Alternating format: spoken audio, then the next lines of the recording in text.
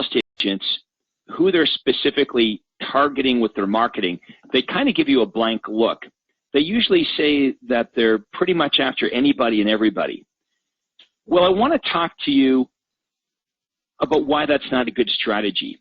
And it's very important that you do have marketing strategy, that our marketing decisions are based on logic and science versus subjective decisions, which are often the result in financial ruin. And I want you to think about other businesses outside of real estate. Let's take a look at McDonald's, for example. If McDonald's was considering opening a restaurant in your city, they would do some careful research before they made that decision to make sure that the community, that the location could support the restaurant. Well, you know, you and I also have access to similar information called MLS. We are in one of the most documented industries in the world, and we need to start taking advantage of all of this great information that's at our fingertips on MLS. I want to talk to you about how to do that on today's webinar. We also want to look at our own personal situation when it comes to deciding who we're going to target with our marketing. Okay, it's very important for us to understand that we can't be everything to everybody. Okay, you don't have the resources that Coca-Cola has. We can't afford to be everything to everybody, so we have to shrink our marketplace. And you may remember that we did talk about this at this super conference, this idea of shrinking your marketplace. So you need to have an honest look at your present situation and at your resources. For example, let's say that you're fairly new in the real estate business, and you don't have a lot of experience, and you don't have a lot of money. Well, obviously then, you shouldn't be targeting luxury home sellers. You know, you don't have the credibility and you don't have the money to market their properties. And it would take you perhaps months and months and months to get paid on those transactions. And for most of you, you can't wait that long. If you need to make some now money, that strategy wouldn't make sense at all. Instead, what you should be doing is targeting first-time buyers and sellers. And it shouldn't be a situation where you're just throwing a dart at the wall and saying, okay, who is it that I'm going to target?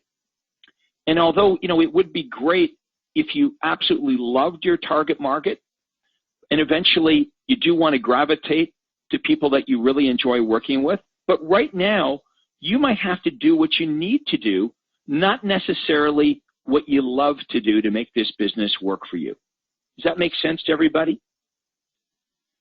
Now, most real estate agents let their target market select them. Okay, they don't choose their target market. They let their target market select them. And you know what? I was no different. Let me explain. You see, when I started in real estate 20 years ago, you want to know how I selected my target market? I got my first listing in the London Road area, so that then became my farm area. Now think about it. I could have gotten my first listing anywhere, but because I got my first listing in that particular neighborhood, that became my farm area. And that's the area that I worked for years and years and years. Now, you may say, well, gee, Craig, things worked out pretty well for you, so what's wrong with that approach? Well, face it, I got lucky. But you shouldn't build a business based on luck. A lot of real estate agents do that. They sort of, you know, they get their first listing by mistake, and then that becomes their target market. Okay, that is not a scientific approach. You should be using logic and science when it comes to selecting who you're going to be talking to with your marketing and who you're not going to be talking to. So I'd like to begin by having you write down a couple of notes here. So if you'll grab a pen, I'm going to give you some things to consider when you start to think about who it is that you should be targeting with your marketing, keeping in mind that you can't be everything to everybody. Okay, so please grab your pen. Here's the list that I'd like you to write down. Number one, who should I want to target? Okay, number two, what do they want? Number three, how are you going to give them what they want? How are you going to give that to them? Okay, so who do I want to work with based on your own personal situation and the research that you've done? You know, that's number one. Number two, what do these people want? And number three, how are we going to give them what they want? If you ask most real estate agents who they're trying to target with their marketing efforts, they really don't have a good answer to that. Okay, they'll say to me, well, I'm looking for anybody or everybody in hopes of attracting somebody that wants to buy or sell a house. Okay, and that's not strategy. That's a real problem. When you're trying to be everything to everyone, you're really failing to address the specific needs of anybody. So you see a lot of real estate agents that run ads talking about themselves, or they have generic slogans like, please list with me, I care about your business. And you might fool yourself into thinking that those kinds of statements actually work. But they really don't do a very good job of attracting prospects. Okay, you must understand that if you need to make money right now, you need to be doing very specific things. And the best target, if you need to make cash right away, is to target first-time buyers.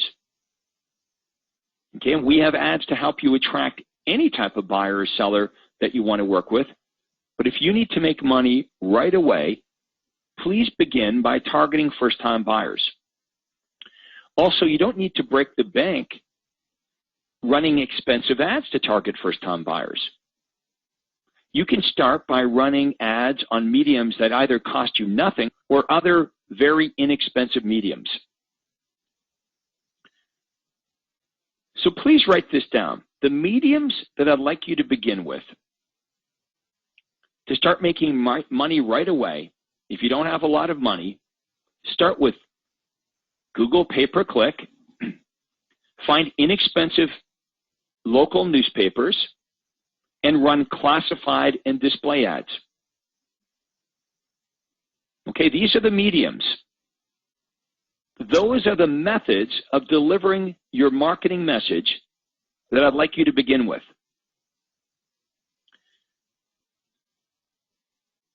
Now, I did talk about this at the Super Conference, but let me repeat it. Why first-time buyers? Why are they a great target for those of you that need to make money right away? Because, first of all, first-time buyers are very easy to attract. And obviously, they've got nothing to sell. Also consider that interest rates are historically low. So buying a home in today's market is super affordable. And what I've found is that first-time buyers are also very easy to please. You take them out, you show them 3 or 4 homes, and guess what? Every house you show them is better than that dingy apartment that they're currently renting. And because they don't have a house to sell, you can close these transactions in 30 days and get paid. Because most of these people are on month to month. So you can get paid within a couple of weeks versus working with move-up buyers who already live in a pretty nice home. Think about a move-up buyer that already lives in a pretty nice home. They're going to be very picky because they already live in a pretty nice house. You might have to show them dozens and dozens of homes before they find a home that they want to make an offer on. What that means is it may take months and months and months for you to get paid. And how about this? Even when you find them the perfect home, they still have a house to sell, so your offer must be conditional on the sale of their existing home, which may or may not sell. The difference is between you getting paid in a couple weeks and getting paid months and months down the road, or maybe never. Now, some of you on the webinar here today may feel that, well, this doesn't apply to me, Craig, because I'm already making good money. I'm already doing well. Hey, look, don't ignore this strategy. Even if you're already doing well, this is still a great strategy. I mean, who on our webinar here today doesn't want to make money right away? So you're going to all want to target first-time buyers. Whether you need money like yesterday or whether you're already doing well, first-time buyers represent a great target market, and there's not a lot of competition for first-time buyers. We have some great ads, some great campaigns that'll help you do that. And we're going to talk about the messages that you should be using to attract first-time buyers. But again, the medium that you're going to use, the way you're going to deliver that marketing message to begin with should be through Craigslist because it's free, or in inexpensive newspapers, preferably local newspapers that have free home delivery. So start with the least expensive methods of delivering your marketing message. Now, as far as the messages go, if you want to attract first-time buyers, I would recommend that you run ads like the Fixer Upper campaign and the Distress Sale campaign and the Must Sell campaign, the ones you see on your screen right now. We've got wonderful campaigns in the marketing library to target first-time buyers. Now, if you're interested in move-up buyers, of course, we have ads as well to attract those move-up buyers, like the Upscale Homes campaign. Some of you might perceive that these campaigns aren't going to work as well for upscale home buyers, and it's not true. We have coaching members from all over the country working in completely different marketplaces, small cities, large cities, rural, it doesn't matter. We have campaigns to help you target any type of buyer or seller that you most want to attract. Okay, we have campaigns for every segment of the marketplace. But I'm specifically talking right now to those of you that need to make money right away. You should now understand what messages you should be running and how to deliver those messages to your selected target market. Next, let's have a conversation with those of you that are already doing well. Okay, for those of you that are already doing well, you don't have this dire need to make cash yesterday. Okay, you're already doing okay. I'd still like you to target first-time buyers because they do represent a great target market, even for those of you that are making good money. But I'd also like you to target move-up buyers. Here are some of the ads that you could run, okay, to attract move-up buyers. You could run the editorial style ads. For example, the 6 trade-up mistakes to avoid when moving to a larger home. Okay, obviously the only prospects that would respond to that campaign are those that already have a house. They're trading up. Or the Save Thousands campaign or the Buyer Traps campaign. All you have to do is go to the marketing library and you're going to see a wide assortment of campaigns that target both first-time buyers and move-up buyers. And of course, if you're after sellers, let's have a look at the campaigns that we'll recommend to target sellers. The online home evaluation classified ad is an absolute jackpot. Also, the home down the street or area home sales classified ad. That's the ad that says find out what the home down the street sold for. That's another jackpot.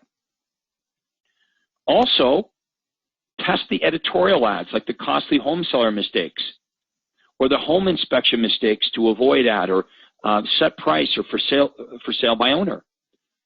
27 tips.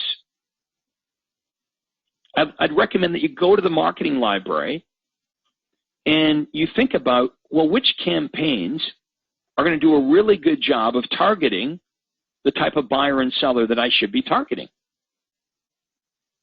Okay, again, my recommendation is you have a good look at your personal finances, your present situation, and you do the research on MLS and you look for opportunities. And by personal situation, I'm talking about both your finances and I'm talking about your experience and your credibility that you're going to have with each of these target markets.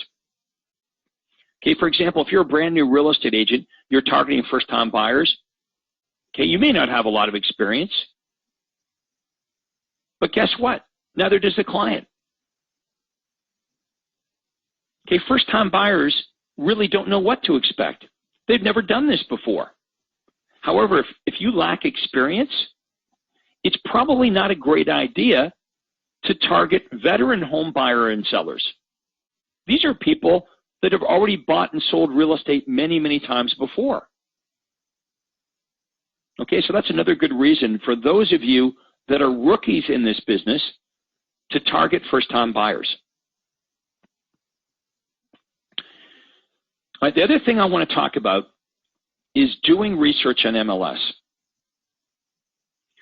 All right, I did a consultation recently with one of our coaching members who wanted to target high-end condominiums. Okay, he wants to work with sellers of high-end condominiums. And the reason he wanted to do this is because he likes condos. He lives in one himself. So this was his geographical farm area, the farm area that he lived in.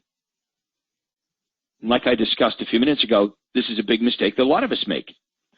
But here's what happened. Once we did the MLS research, what he determined is there wasn't enough turnover. There weren't enough condos selling, even if he got 100% of the market share, which is unlikely, for him to make a good living. All right, so let's not forget to do this research on MLS.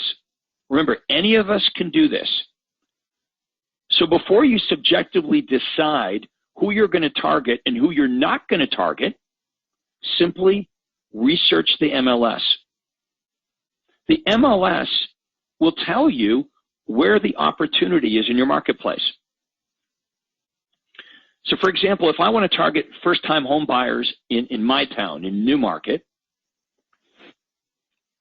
I could search MLS and I would look for homes that sold last month. I'd search for the homes that sold last month, and I'd identify how many of these homes that sold were first-time buyer homes. So first-time buyer homes in my marketplace might be any home that sold for, let's say, $450,000 or less.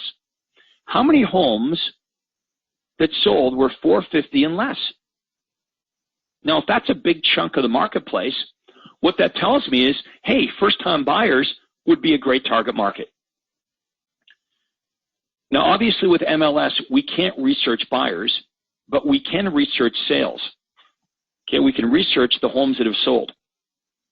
Obviously, if there's a bunch of homes that have sold for $450,000 and less, what we can then conclude, obviously, is there had to be buyers for those homes.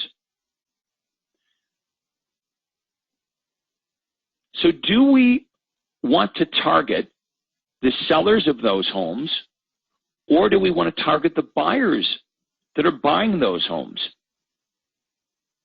What you do is you go to the marketing library, you pick the ad, and then you test different mediums, different methods of delivering that message to the target market. If you pay attention to the results,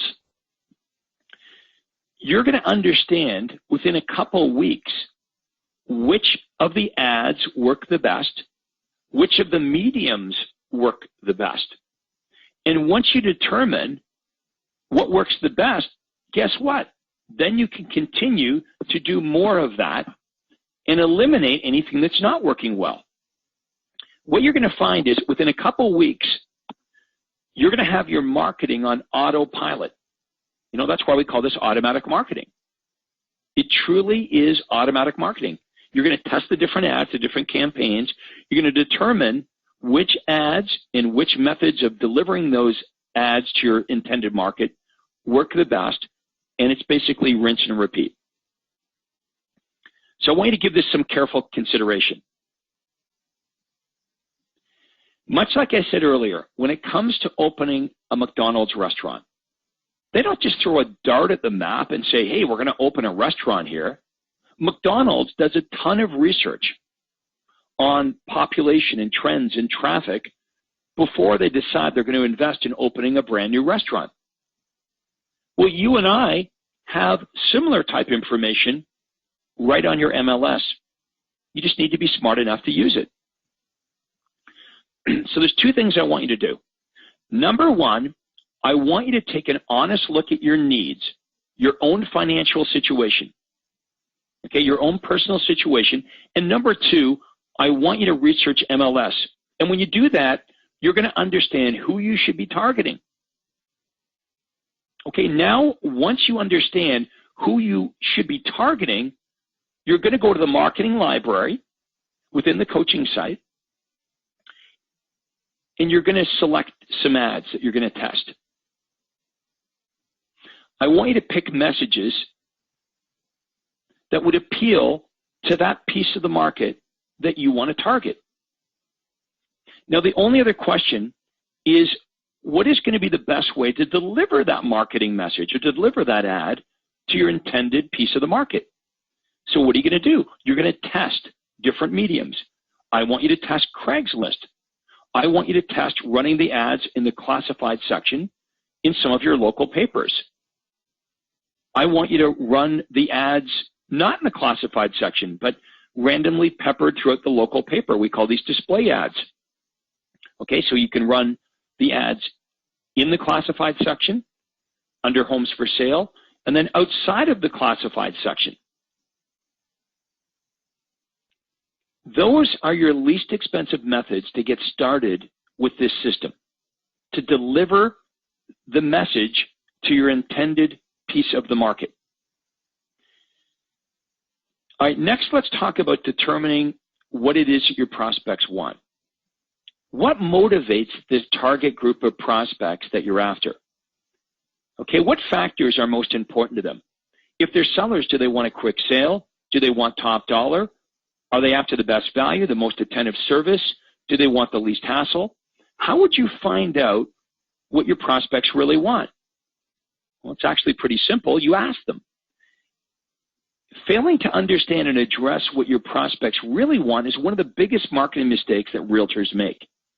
Rather than assuming or guessing the answer, you should be asking your prospects directly by researching their needs. And that's why I survey every buyer and seller I work with. And we're going to talk to you later in the coaching program about how to survey them.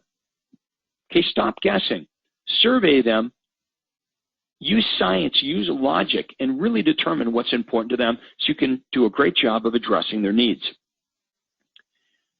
Okay, next let's talk about being specific. We need to be really specific when it comes to target market. For example, targeting buyers breaks into subsets. Okay, targeting buyers breaks into subsets. There's first-time buyers, there's move-up buyers, there's luxury home buyers, there's people that only want to buy rural properties, there's people that only want to buy condominiums. So I want you to look specifically at who you're going to target. And once you've made that decision, then you must determine what it is that your target market really wants. Does that make sense? Let's determine who we ought to be working with, who we should be targeting, and then determine what it is that our target market really wants. And then we're going to give them what they want in a unique way that clearly sets you and I apart. We're going to offer prospects what they want in a unique way so they see us as different and better than our competitors. Now let's take a step back and have a look at your situation. If somebody asks you, hey, what makes you different from all the other real estate agents in town?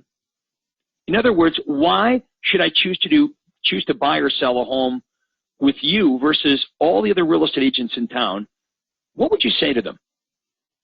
And it can't be things like, I'm honest, or I work hard, or I really want your business, because of course everyone is saying those things. You need to have a really compelling answer to this very important question. And you need to be able to articulate your answer in 60 seconds or less. What is it that makes you different and better than your competition? If I was selling my house, why would I want to do business with you versus everybody else? Most realtors run around spouting off the same old things. We're going to work hard for you. We're going to do a good job for you. I'm honest. But again, none of this sets you apart because everyone's saying the same old things. Also, I found a lot of real estate agents have a unique selling proposition that they communicate quite effectively during their one-on-one situations, like at a listing presentation. At a listing presentation, many realtors know exactly what to say to set themselves apart from the other real estate agents. However, they don't communicate their USP effectively to the masses in their marketing efforts. Let's say that I met with a seller today, and I know exactly what to say to that seller to set myself apart. And over again, when I meet with sellers to compel them to want to do business with me, I know exactly what to say. Okay, the words that come out of my mouth work. Well, think about this. If you could bottle that message and you could market that through to the masses through advertising, you'd have a great, unique selling proposition. Okay, so how many of you can relate to that? What you say when you're face-to-face with prospects works. Well, why don't you just bottle that? Whatever works in your one-on-one communications should be promoted and advertised to the masses through your advertising. So that would be a pretty good idea, right? To let the rest of the world know about what you do that makes you different and better. Okay, so what is it that you're doing to set yourself apart from all the other realtors? That's the big question, and that's what I want to talk about. It's your USP, your unique selling proposition that tells the world who you are and what you do. Your unique selling proposition clearly and concisely tells prospects what benefit or benefits they're going to derive from doing business with you instead of one of your competitors. Now, most realtors have not given this much thought. So here's some important questions that you might want to ask yourself. What distinguishes your business from your competitors? Do your listings sell faster than average? Do they sell for more money than your competitors? Do your buyers save money when they deal with you? Or do they save time? Do you have a better system to attract customers? Are you more aggressive in your marketing programs and strategies? Do you provide better service? Do you give better guarantees? Do you make it easier for people to do business with you? You know, what is it exactly that makes you different? As you progress through the coaching program, and you know what, this might already be the case, you probably look around at what your competitors are doing to promote themselves, and you realize, or you say to yourself, you know what, they just don't get it. Because it's true, the average realtor doesn't get it. They don't have a clue about how to differentiate themselves. Everybody's saying the same old bland things, or they're saying nothing at all. Most real estate agents are wasting their money on ineffective ads that produce little or no results. So if we want to be successful, we can't do what everyone else is doing. We need to understand that this self-image advertising that every agent and every company seems to be wasting money on is not something that you can be doing if you want to be successful. And in fact, if you're still engaged in any type of image advertising, if you're still running those kinds of ads, I'm going to urge you right now to stop. Stop wasting your money on ineffective self-image advertising. Instead, let's talk about how to create a compelling, unique selling proposition. And as I get into this topic, I want to just explain to you that I'm not going to suggest that anyone run out after our webinar is over spending a whole bunch of money promoting their USP. Okay, that's not what I'm suggesting. I'm not suggesting that you should run out there and start spending a lot of money promoting your USP. Not yet. Some of you, perhaps are in a financial position where you can do this, but everyone on the call can start to promote your unique selling proposition with the words that come out of your mouth. You see, the words that come out of your mouth don't cost you anything. The misconception is that when I'm talking about setting yourself apart by promoting your USP, automatically everybody assumes I'm talking about running ads. That's what people assume.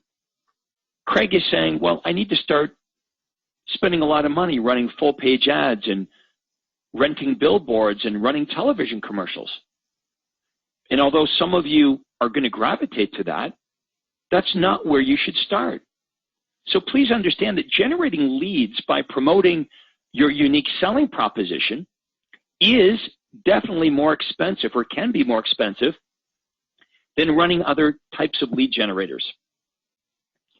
And I've discussed the fact that your less branded advertising is always going to generate you more leads at a much lower cost than branded advertising. Okay, less branded advertising is the most effective and least expensive way to generate leads, bar none.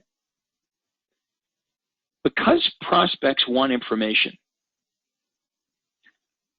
but not necessarily do they want to go to a real estate agent to get that information, you'll always find that your less branded advertising generates you more leads at a lower cost than branded advertising.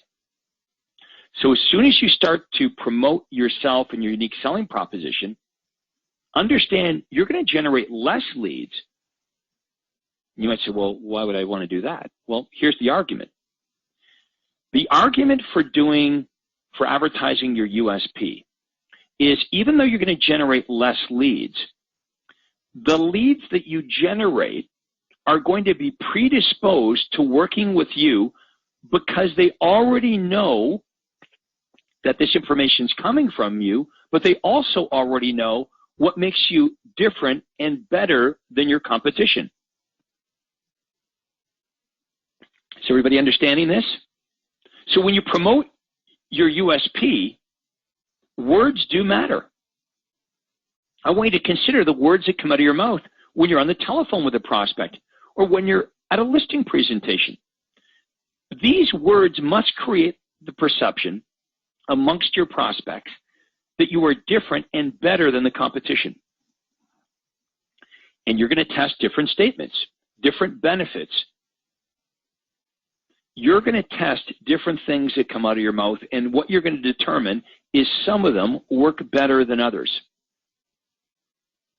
So as you start to promote your USP, you're going to be changing the way that prospects in your marketplace think about you.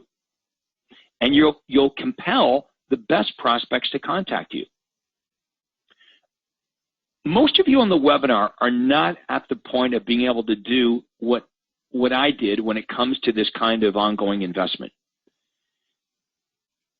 However, for those of you right now that are wasting money on image style advertising, immediately stop. Stop running those types of ads and switch to promoting your USP. All right, to reiterate, the difference between promoting your USP and image advertising is this. Image advertising basically says, call me, I'm great. List your home with me. Or I've got all these designations. But there's no benefit with that. And here's the difference. You see, with USP advertising, not only are you creating an awareness of who you are, attached to your identity, is a very specific and tangible benefit. So people don't only know who you are, but they also clearly understand what makes you different and better than your competition. Okay, now for those of you that are struggling for cash right now, how do you do this? Start by promoting your USP verbally. If you don't have the money to spend on newspaper advertising or online advertising, you can begin by promoting your USP with the words that come out of your mouth. When you're talking to prospects on the phone or during your face-to-face communications at a listing appointment or a buyer appointment, begin to test your different USPs. And what you're going to find is some of the words that come out of your mouth work far better than others. Those are the words you're going to continue to use until you find better words. Let's make the assumption that whatever you discover works the best during your one-on-one communications, does it make sense that is likely going to work the best when you start to multiply that message to the masses with your marketing? So if you meet with a seller and you find that a certain message a certain unique selling proposition works better than all others, there's a very good chance that if you promoted that USP in the newspaper or online, that you'd have a very effective offer. Okay, remember, the most important question that anyone is ever going to ask you, as long as you're a real estate agent, is why should I do business with you versus all other options, including doing nothing or whatever I'm doing now? This is what every prospect you meet with or speak to on the phone is consciously or subconsciously asking themselves. Why should I do business with you above all other options, including doing nothing or whatever I'm doing now? So your unique selling proposition is going to be the essence of your entire business concept. It's the unique advantage that distinguishes your real estate business from all your competitors. Okay, so creating your USP. You might want to write these down. Number one, you need to determine what your customers want. Okay, you have to determine what they want. How can you give it to them if you don't know what they want? Number two, find out which of these needs you can fulfill.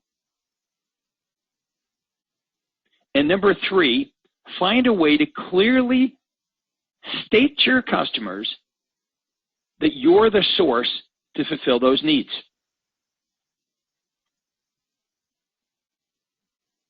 Now, I want to share with you 3 different types of USP platforms. Okay, so let me explain to you the difference of these 3 different types of USPs. Now, you may want to use one of these USP platforms. You're probably going to want to use all 3 of them. Let's begin by discussing unique service USPs. Okay, unique service USPs. In my marketplace, I offered unique services or programs. Okay, unique services or programs that other agents didn't offer. This made me stand out. It made me different in the mind of the buyers and sellers because I'm offering something that my competitors were not offering. When you work with a buyer or seller, here's my advice. Don't do the same old things that everyone else is doing. You want to come up with unique programs, unique services that they don't offer. So let me give you some examples. When I would meet with this seller, I would talk about my Sunday tour of homes. This is a unique program that I offer that other agents don't. And I'll explain to you the benefits of the Sunday tour of home in more detail, but I would compare my Sunday tour of homes versus what everyone else was offering at traditional open house. I talked a little bit about this at the Super Conference. The Sunday tour of homes was an amazing listing tool. I also explained to sellers that I was going to promote their home 24 hours a day, 7 days a week, using my special websites and my special recorded hotlines. And then I would go on to explain the benefits of doing this, that 3 times as many prospects, as many buyers will request information on their home when they know they don't have to speak to a real estate agent. And their home will be promoted 24 hours a day, 7 days a week. That's not how other realtors do it, right? Other agents tell buyers, contact me. I don't do it that way. Why don't I do it that way? Well, I explain this to the seller. I'll get 3 times as many inquiries. Your home will be promoted 24 hours a day, 7 days a week.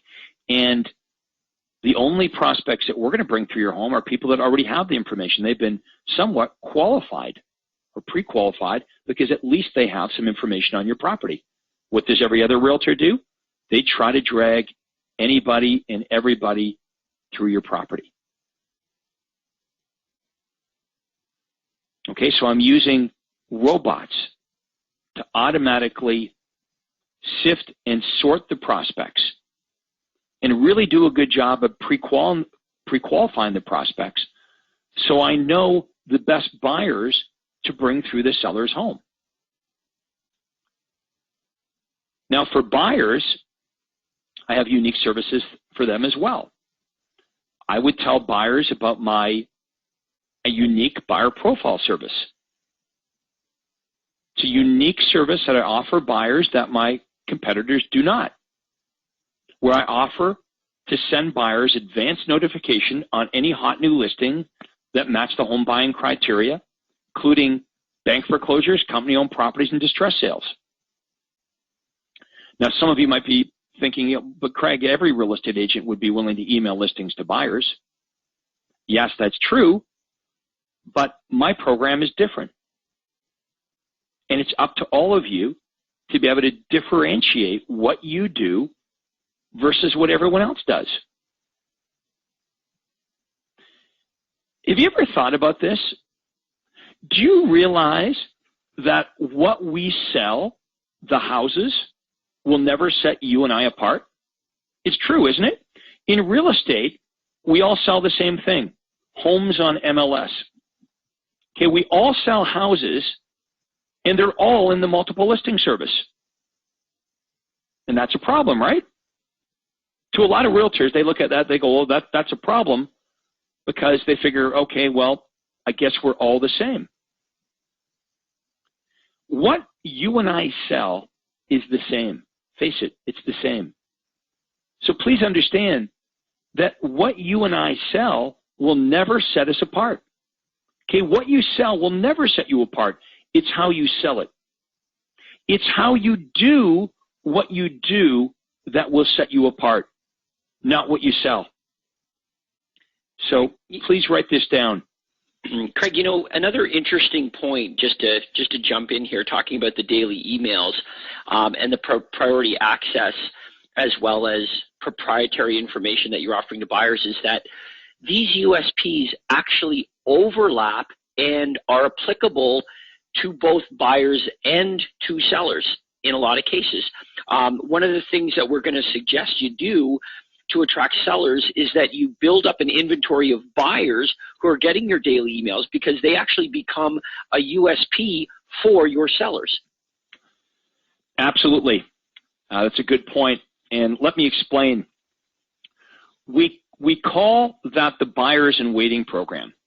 So James, if you were the seller and I'm at your home and let's say you were interviewing two other realtors, I would show James a printout of the over 300 buyers that I'm currently sending information to on a daily basis. And I would say, James, if you decide to list your home with me, I already have buyers in waiting. They're getting priority email notification of all the new listings that match their criteria. And I would show James the list. I would hand it to him, and I'd watch him looking through this list. And you can imagine this seller leafing through pages and pages of buyers. And, we really do have these buyers that really are looking for specific properties. And the list has the buyers' names, which one of my buyer agents they're working with, how many homes they received last week, 2 weeks ago, and in total. So these buyers that we're working with actually, can you see how they actually become a tool for us to attract sellers? And it works the other way around too. So because I have unique programs in place to generate more buyers, then the fact that I have more buyers also benefits the sellers. So James, you made a very good point. And I would say this to the seller. I would say, James, if you decide to list your home with me tonight, the very first thing that I would do is I would email information on your home out to all the buyers in my database that are looking for a home like yours. And James, it sounds kind of crazy, but it's almost like I've been looking for a buyer for your home before we even met tonight. Now, we may get a match right away. In fact, we may find multiple buyers for your home. Does that work well? You bet it does. Why? Because we know sellers want to list their home with the agent whom they perceive has all the buyers. You know, if I was selling my home, I realize I can just list my home with anybody, but I'd rather not list my home.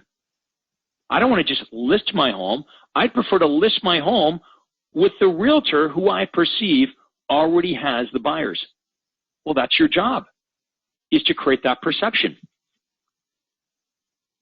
So virtually everything you're doing in your marketing to generate buyers or sellers is a unique selling proposition. It's a service that you're providing to your buyers and your sellers. And every bit of this you can use in your presentation. And that's exactly what we're going to show you how to do.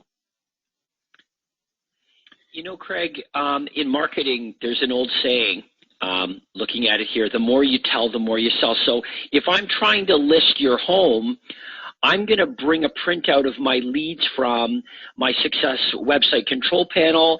I'm going to bring a printout from the AMS hotline. I'm going to demonstrate my marketing savvy. Here are the buyers that I've generated in the last month. Did any of the other agents you interviewed show you how many buyers they're currently working with? And of course, the answer is no. What they try to do is get them to like them, or they talk about their house, but in no way do they talk about the strategy that they're going to use, because it's very likely that, well, they don't have one. Yep, good point. Hey, let's move on to the second USP platform, okay, performance guarantee USPs. Hey, Craig, before we do, you know, there's a great analogy that you use all the time, and I don't know whether you were going to, but it goes like this, essentially, in regards to your presentation, and you talked about an arsenal or weaponry, and it's kind of like, you know, you start by pulling out a handgun in your presentation, and then you pull out the bazooka, and before you know it, you're rolling the tanks in, and that's really what you can do, isn't it, when you're armed with these USPs? Yeah. I guess, James, what you're referring to is in my briefcase, I have many places that I could go during a listing presentation. Exactly. Okay. I don't have to use all of the tools, but I'm going to use them in progression. So I may be able to start out with just using a few of the tools, but I know with confidence that I can progress as needed to some of, I guess we could call it my heavy-duty artillery. Mm-hmm. So, for example, if my unique programs weren't enough to convince James to list his home, I could move up the ladder to USP platform number 2, okay, which are my performance guarantees. You know, I could say to James, well, James, another thing that I do to set myself apart from all the other agents is the fact that I'm accountable to you. I know you've interviewed a couple of other agents, you know, and I'm sure they were great, and I'm sure they told you how much they really wanted your business, and I'm sure they told you they were going to work really, really hard. But I do all those things too.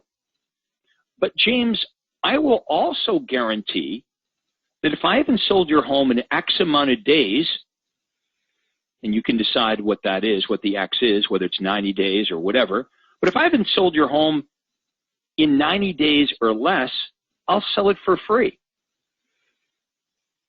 That's how confident I am that I can sell your home at this price. Or I might say this, James, if I haven't sold your home in 90 days, I'll actually pay you $1,000 cash on closing. Or how about, Craig, if you decide to purchase a home or allow me to represent you in that purchase, and if at any time during the next 12 months you decide you don't like that property for any reason, I'll sell it for free.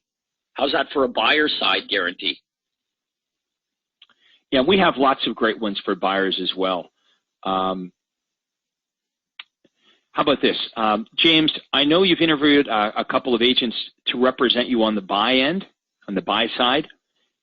But James, if you commit to working with me, I guarantee to save you at least $10,000 off the list price of any home that you purchase using my services, or I'll pay you $1,000 cash on closing. Okay, these are examples of performance guarantees. And of course, the biggie that we've talked about at the Super Conference that's made me more money than any of the others is the Guaranteed Sale Program. Now, that's also the program that freaks most of you out because you immediately assume that you're going to get stuck buying a bunch of homes. Well, it's a straight up program. It really is.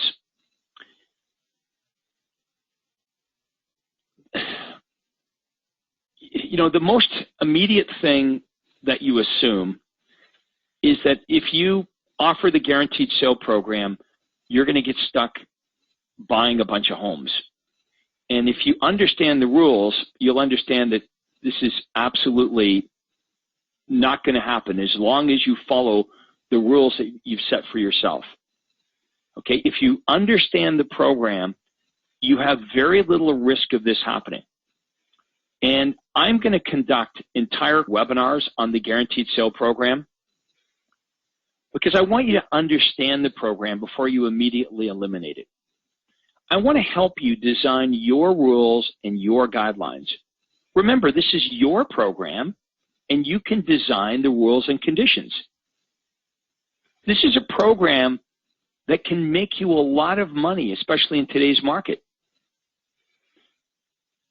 The prospects that are most likely going to respond to the Guaranteed Sale Program are the most motivated sellers. Would you agree with that? The most motivated sellers in the marketplace are going to respond to an ad that says, we'll sell your home, guaranteed, or we'll buy it. The most motivated sellers are the sellers that you want to attract, the people that absolutely must sell now.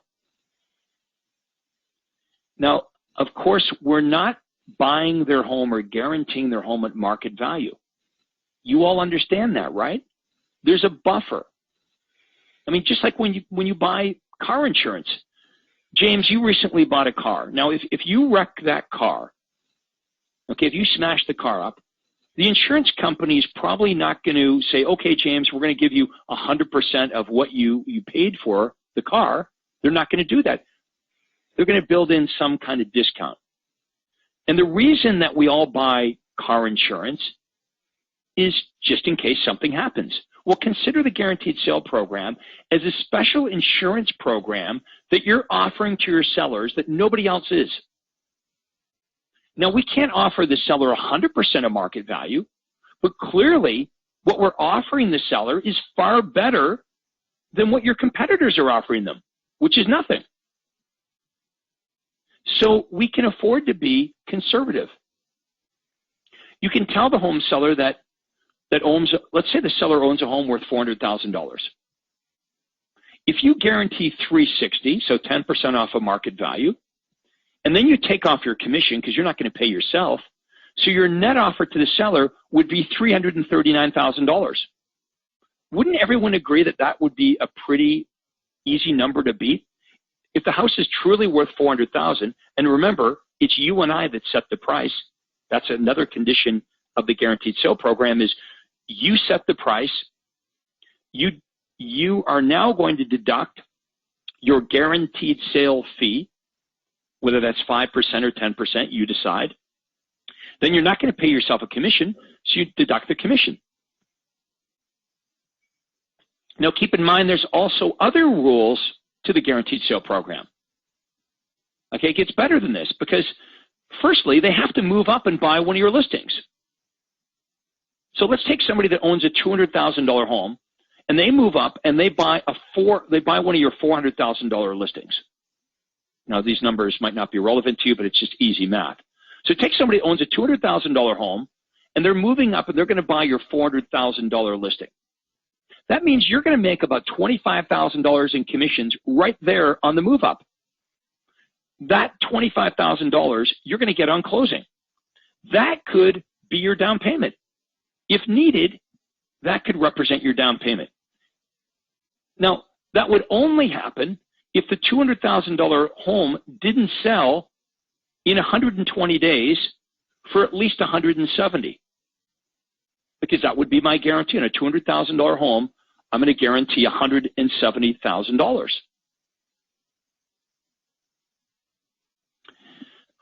Now look, I don't expect many of you to run out and start offering the guaranteed sale program immediately, but eventually you're probably going to be attracted to this program because you're going to be hearing from so many of your fellow coaching members that are using it successfully, especially those members that have come through the coaching program before you, people that have been involved in the program for a number of years. Here's the thing. Once you totally understand how it works, that's going to give you the understanding part of the equation. But you also need to gain the confidence to move forward.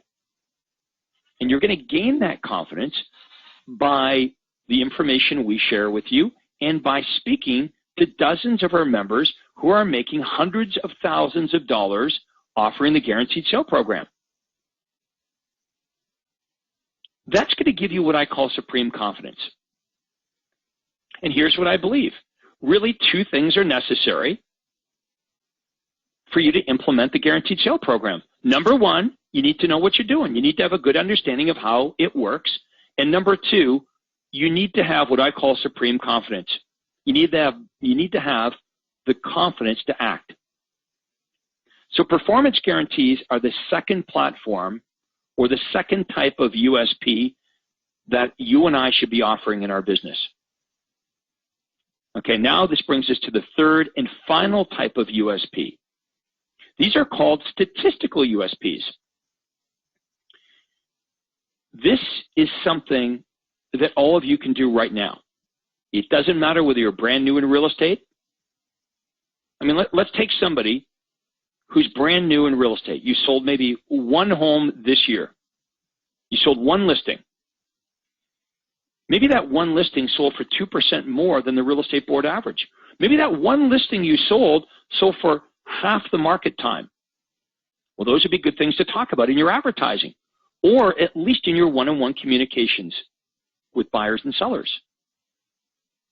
So an easy way to set yourself apart is to take your numbers, your statistics, and compare it against MLS. Let's face it, the MLS averages are pretty pathetic. The results that the average realtor gets are pathetic. Now, when you do this research, you're not likely going to shine in all the different areas, but you're only going to talk about the stats that make you look good. So, for example, if your list-to-sales ratio was inferior to MLS, obviously you're not going to talk about that. You might want to talk about your days on the market. Or what about your success ratio? Does everyone know what that means? Your success ratio is the percentage, what percentage of the listings that you take on sell and close. So when I met with a seller, I was able to say, you know, Mr. Seller, do you know that I sold 87% of the homes that I've listed this year? That's something that I would talk about when I met with a seller because that's an impressive statistic when you compare it to the fact that on MLS, less than 50% of the homes that are listed sell and close. Now, we can do the same thing with buyers. How would we use statistics when we're trying to attract buyers? Let's say that when you do the research, you determine that when you represent a buyer, your buyers only pay 95% of the asking price. Okay, compared to MLS, when you do the research, you realize everyone else's buyers on average are paying 97% of the asking price. Can you see how you could demonstrate to a buyer that on average, you're able to save your buyers 2% versus what other agents are negotiating for their buyers? Okay, now, the last thing I want to do before we take your questions is I want to talk about the importance of backing up all of your claims, backing up everything that you promote with some testimonials. When I'm promoting my guaranteed sale program, when I run an ad that says, your home sold in X amount of time or I'll buy it, can anyone on our webinar here guess what the biggest problem I have to overcome? It's skepticism. The number one trend in the country today is skepticism. So that's the biggest problem I have when I'm promoting the guaranteed sale program. It's skepticism. You know, people think, well, that sounds too good to be true, or, what's the catch? So you and I know that in advance, that we're dealing with a very skeptical consumer. So we have to be prepared for it. We need to use testimonials to back up every claim that we make. When you start to promote your unique programs, your performance guarantees, or your statistical advantages, make sure that you back up every claim that you make with testimonials wherever possible. Now, for those of you that are fairly new in the business, you don't have many clients, I understand that you may not have testimonials. But eventually, as you're involved in this system now, when you do transactions with buyers and sellers, you want to make sure that you get a testimonial wherever possible. Most real estate agents do not do this. Okay, so rule number one is get testimonials. Have a system in place to automatically get testimonials every time you work with a buyer or seller. Now, one more thing I want to mention. Make sure they're good testimonials, not what I call useless or wimpy testimonials. Let me give you an example. What does a wimpy testimonial look like? How about this? Craig was really nice to us. Or, we'd really like to thank Craig for selling our home. It was a great experience. Those are wimpy, useless testimonials. Craig, really what you're talking about is that the testimonial has to encompass one or more of the three platforms that you've been talking about, one of the three platforms of USPs, either a statistical advantage, a unique service or program that you offer that was successful, or a performance guarantee. Let me give you an example. How about this one? Because of Craig's guaranteed sale program, we were able to buy the home of our dreams. Or Craig sold our home for 98.8% of our asking price in just 9 days. Really what it is you're offering a USP, but instead of it coming out of your mouth, it's coming out of the mouth of a third party. Obviously means a whole lot more. A good testimonial is a third party promoting your USP. Exactly. So if I'm promoting my list to sales ratio or my days on the market, I would want to use testimonials from people that say, Craig sold, something like Craig sold my home in 98% of the asking price and he sold it in a week. Or I was listed with 3 other agents for over a year and I switched to Craig Proctor and he sold it for 100% of the asking price in 48 hours. Those are the kind of testimonials you want to use. Testimonials that support the claims that you're making. Now, most real estate agents, they don't even make claims. So make a strong claim and then back your claim up. Support the claim with testimonials that have taken advantage of your USPs. They've taken advantage of these programs that you offer. Now you've got a killer marketing campaign, and people are much more likely to believe what other people have to say about you versus what you say about yourself. It's just the way it is. So if you believe that skepticism is a big problem in our society today, if you understand and accept the fact that the number one thing that you're up against is skepticism, and that the public's perception is that all real estate agents are exactly the same, if you understand that, if you now know exactly what to do to solve that problem. And you understand now how to set yourself apart from the crowd. So let's do this. Let's take some of your questions, and let's try to keep the questions pertaining to what we've discussed on our webinar here today, on how you should be selecting your target market and your unique selling proposition. Andrea, over to you. Yes, sir. You can ask your questions in two ways. One by audio if you're on the phone or if you have a computer mic, or you can type your question in the chat box, which we already have several parties who have done so. Our first comes from Ricardo Valega. What will be the specific search criteria to input on the MLS in order to determine a hot buyer's market? Okay, well, you're going to start off with the area that you work. So in my marketplace, I would start off with Newmarket or Aurora. Okay, and what I want to look at is I want to look at where all the sales are. And I'm trying to find, what we're trying to find is we're trying to find trends. We're looking for turnover. I want you to think of yourself as the owner of a store.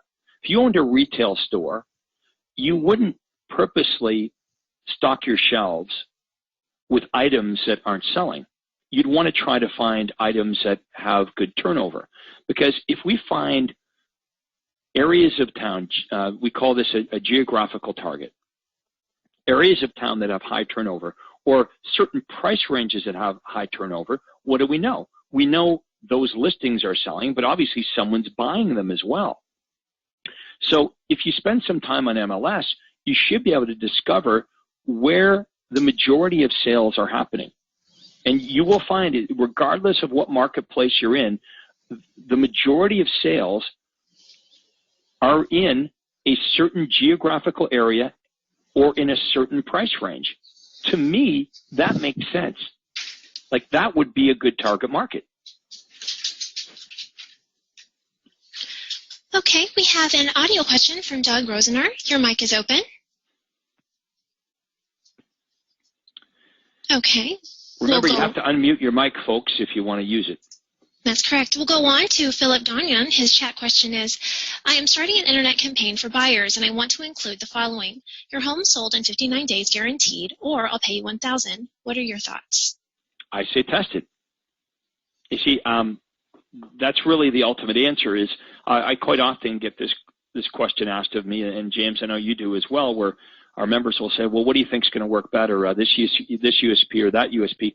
I think you just test several USPs out, and what you're going to find is one works far better than the other. Once you determine what the best USP is, then you stick with it. But there's no right or wrong answer here. Do the research. Test different USPs that make sense to you. You've got to have the courage and understanding to be able to pull this off.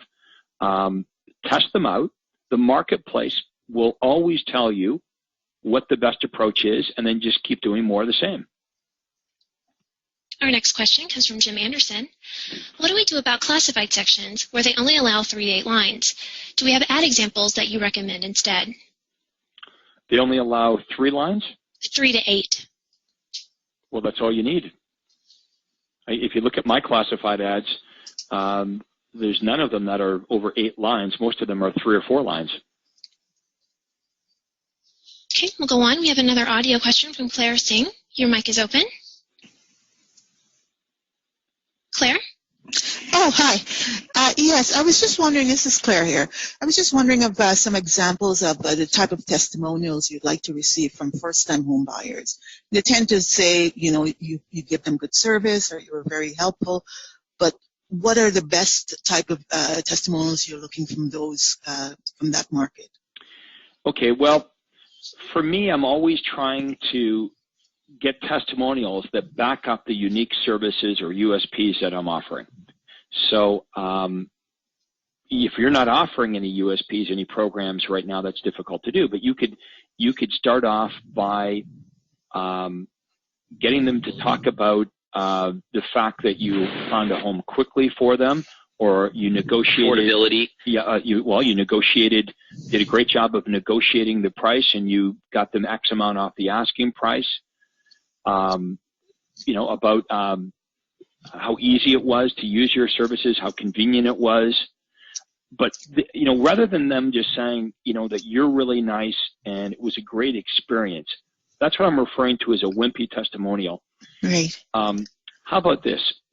And I don't know if this is true, I'm making this up, but if they said, we had spoken to many real estate agents, and when we met Claire, we were immediately impressed. Claire was able to find us the home of our dreams in 14 days, and she negotiated $12,000 off the asking price and made the entire process, it was our first home, and made the entire process, very, very, whatever the word is, and we'd highly recommend Clara to anyone considering buying a first home. Okay, great. Thank you. Here's what you might want to do. Okay, Claire, what we're going to talk about on one of our upcoming calls is we're going to talk about sending a survey to your clients. Okay. Now, the survey that you would send is going to ask the buyers and sellers certain questions. Based on how they answer those questions, when you get the survey back, if they seem like they're pretty happy, that's going to tell you, hey, here's somebody I should try to get a testimonial from. That will help you when you follow up with them to get the testimonial. The way we got our testimonials is when we got the surveys back. If I got a survey back from you, Claire, and it seemed like you were really happy with this, I would say, Claire, based on our survey, it sounds like you had a pretty good experience, and you found your dream home through our Sunday tour of homes. Would you be open to giving us a testimonial that you found our Sunday tour of homes was a great way for you to shop for a home, and it was convenient, and you found the home of your dreams in 2 weekends through our Sunday tour of homes? Would that be okay? Because that testimonial I could use not only for buyers, but I could use that in support of my Sunday tour of homes. So whenever I'm promoting the Sunday tour of homes, I've now got a great testimonial that backs up that way of doing an open house. Great. Thank you. Thank you, Craig. All right. Thank you. Our next question comes from Martha Stray. Please provide the process you use to capture good testimonials. Well, I just discussed it. You're going to send out a survey to each one of your buyers and sellers. You can actually find that survey on the coaching site. Now, I want everyone to understand you probably just can't use mine exactly the way it is, because my survey is going to say things like, did you benefit from our team approach? Did you benefit from the guaranteed sale program? So you're going to model after my survey. But does that make sense? When the surveys came back to me and they were very positive, then we knew exactly who to approach for testimonials. And by the way they answered the questions that we asked them in the survey, it gave us a hint to what we should be getting the testimonials to say. All right, let's go back to Andrea and take the next question. Okay, our next question comes from Anita. Can you tell me what USP could be used when you meet with sellers who have to do a short sale? I don't think attracting short sales requires different marketing at all. Okay, the fact that they don't have any equity, what you do with them once you meet with them is completely different. But you could run a headline, a USP that says guaranteed cash offer for your home in 24 hours. Now, they're not going to qualify for the guaranteed sale program because they need to, hey, you're going to offer 10% under market value. These folks need 10% over market value or more. So we have to understand the difference between marketing to get people and what we can do with them once we meet with them. With a short sale seller, any of the marketing that we offer will work to attract a short sale, just like it'll attract any other type of seller. What you do with the short sale seller once you meet with them is different. The marketing you use will be the same. Hope that makes sense. Our next question comes from Debbie.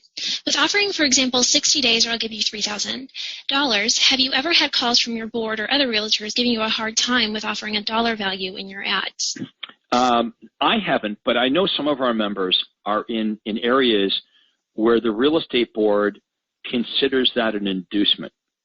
Okay, we have had that before, and our coaching member will call me in a flap and they'll say, look, I just got this letter from the real estate association, they're saying that I can't run a campaign that says, your home sold in 60 days or I'll pay you $1,000 cash. So here's what we did. What we do is we change the headline to say, your home sold guaranteed in 60 days, or I'll deduct $1,000 from my commission. Because commissions are negotiable, right? That is legal. So sometimes all we need to do is make a slight modification to the headline, because it's exactly the same, right? Your home sold in 60 days guaranteed, or I'll pay you $1,000. Well, that $1,000 is just going to be a reduction on the commission.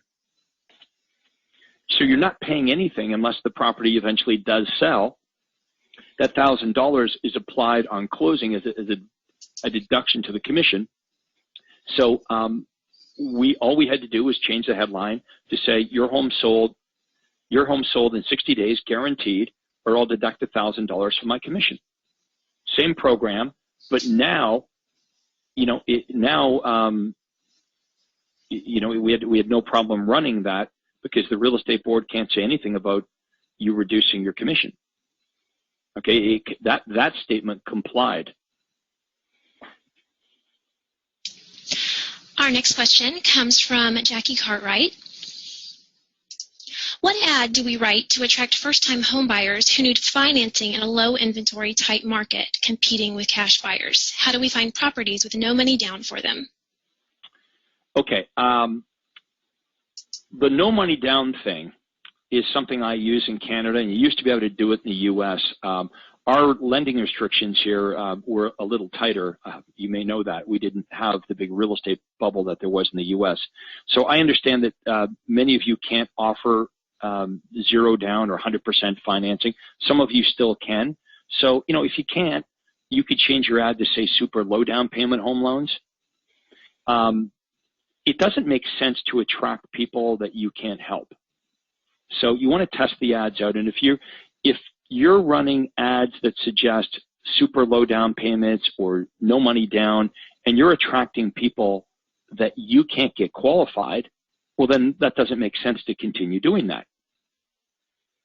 I just know in my marketplace, it was a good ad to run, because within a 5-mile radius of my office, there were dozens, maybe hundreds of people that were renting that really could afford to buy. They had good credit. They had good combined income. They just didn't have down payments. They didn't have very big down payments. They must have had a great lifestyle. Some of these people were in their 40s. They'd never owned a home. They were renting, and they were making $150,000, $200,000, husband and wife, $200,000 a year, and they're renting. So those ads were designed to get them to raise their hands, people like that to raise their hands, because clearly the opportunity for all of us is to try to find people that are renting who are only renting because they don't believe they can afford to buy, and they really can. So I'm trying to find people that are renting that really can afford to buy, and I'm trying to get them to raise their hands. Hope that makes sense. Okay, our next question from Stephen Black. He says, you mentioned a statistical program for MLS research called QL Stats. Where can he find that? How can he get it? Okay, well, you go to, I believe it's QLstats.com, QLsystemstats.com. Okay, this is for coaching members. If you go to QLsystemstats.com, can we go there, Adrian? Thank you. I have negotiated a pretty good deal with a third-party auditing company called IMS. Okay, that's their website, realestatestatistics.com. Now, what they can do is they can give you access to great information. It interfaces with your MLS, and it'll help you determine your target market. It's really, really inexpensive. Our next question comes from Dorian. I am one of those who is doing very well. I want to start focusing on sellers. Would you suggest that I put some effort into getting buyers so they can create a larger and more impressive buyer list for when I go see the sellers? Having buyers a lot of buyers that you're currently working with is really a great USP when you're presenting to sellers, because as I mentioned, sellers want agents that have buyers. They don't want to just list their home with anybody. If you can tell that story and leave the seller with the perception that, wow, this is the agent that has all the buyers, you've got a much better chance of getting their business. And now that all of you are members of the program, you can go to your website control panel and your hotline control panel, and you can pull off a list of all the buyer leads that you've generated. And you should be using this list of buyers in your listing presentations when you meet with sellers to convince them that you're the person for the job. Okay, would you like to go on to the next question? Yes, please. Yes, sir. It's from Fran. In the library under Ad Generator, how do you remove Craig Proctor identifier info from the reports? Okay, Adrian, that's a question for you. Can you repeat it again? Adrian, are you still with us? Yeah, I'm still here. Yeah. I can read it again, yes. In the library under Ad Generator, how do you remove the Craig Proctor identifier info from the reports? Because they're PDFs, you should be able to open them with Adobe, I think it's Reader Professional, and just like text, be able to remove that copyright in the bottom. If you aren't able to do that, what the alternative is when you print it, you can also put over a white piece of paper and photocopy it like that as well. But you should be able to remove it right from your PDF viewer using Adobe Professional. Okay, the second part of Fran's question. It seems the hotline scripts are long. How does this affect the results, as it seems to go against irritating the caller? They're purposely long as a qualifier. We tested shorter ones versus longer ones. I want everyone to understand this. The hotline script has two jobs, right? The hotline has two jobs. Number one, we want to answer all the inquiries automatically, so buyers and sellers don't have to bother us, and you'll get 3 times as many buyers and sellers that are willing to go to your hotline or visit your website. But do we want every single buyer or seller to leave us a message? If we want them to do that, then you've got to call them all back. You've got to call the desirables and the undesirables.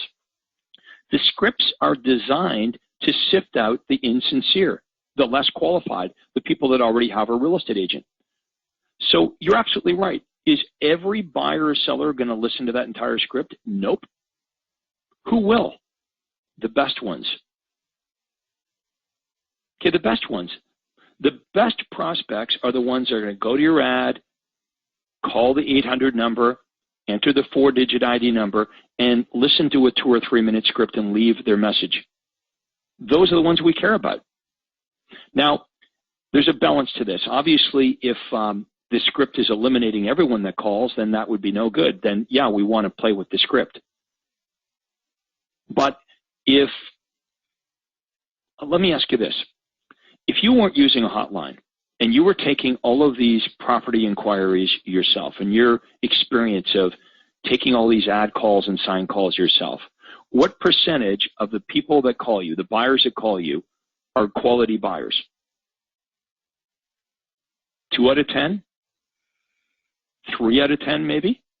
So if your hotline gets you 3 out of 10, you should be happy. Because that means you didn't have to call 10 to get 3. The hotline did the job for you.